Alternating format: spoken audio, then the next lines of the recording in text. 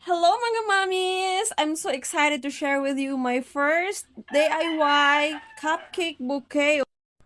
And this is really out of plan.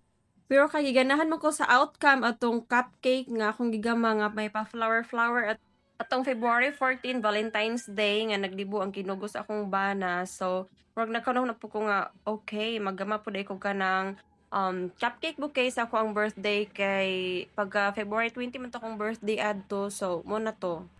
Naka-decide ko. Bitaw kay pag tungtong na kog 30, wala gyud ganap kay nag-vertigo ko pagka 19 ug gabi then pagka 20 nagsigar to whole day, then 21, 22, bali 24 na ko na okay. So pag 31 na ako, ay nagka-anxiety pud ko adto mo nang ni alarga mig dumagiti then nagpa-check up.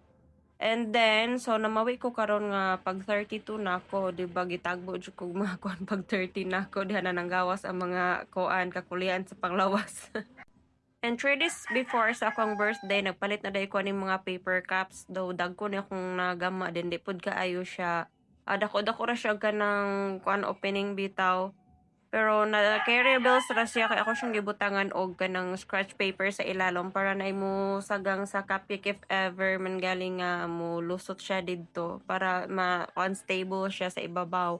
So, nagpalit ko og kanang wrapper dito sa Stalyo and then that may pa-rebon-rebon. Naglantar ako mga tutorial ana sa kuan YouTube, sa kuan may Facebook and anywhere sa kuan online para lang makabalo ko kung unsaon na siya. And then ang akong idea nga gibutangan og kanang cake board nga round is ako ra na siya para na puy kagunitan.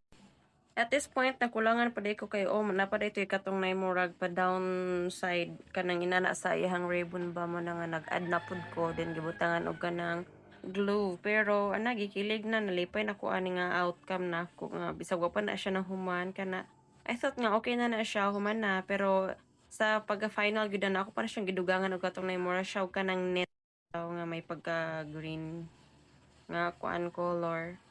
Wala, lipay na kay ko ana. Pero nag-add pa ko ana og katong na ay another white sa ilalom para girap. Kay maklaro ang katong na sinumpayan sa backside niya. So, pagka ana nang yung adlaw pagkabuntag, o ana, nagbutang na ko ana. Pero ako dahil giluto ng mga cupcakes o cakes na ko is the day before. So, bugno na siya.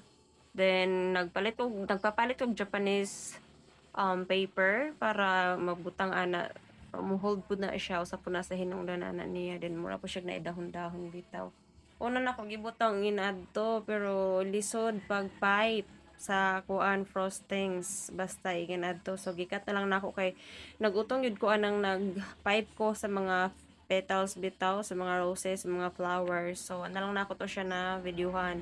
So mo na ni siya human ako ka ng frost ana niya tanan. So mo na siya ay outcome nako. Ang uban wala abta sa frosting mo nang na-plain.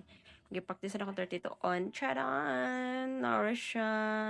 Ano ko yung may pa rose and unsa na ngalan na.